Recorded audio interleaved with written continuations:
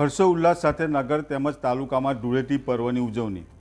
ફાગણ સુદ પૂનમે હોળી બાદ ધૂળેટી પર્વની સમગ્ર ભારતમાં હર્ષોલ્લાસ સાથે ઉજવણી કરવામાં આવે છે। ધૂળેટીનો તહેવાર એકબીજાને ગુલાલ લગાવી અને રંગ છાંટવો સામાજિક મેલ મિલાપ અને ભાઈચારાની એકતાનું પ્રતીક છે। રંગની પિચકારી અને ગુલાલથી રમવાની પ્રથા તે સંકેત આપે છે કે હવે ઠંડીની ઋતુ પૂર્ણ થઈ અને ગરમીના દિવસો ચાલુ થયા। રંગોનું અનેરું પર્વ એટલે ધૂળેટી।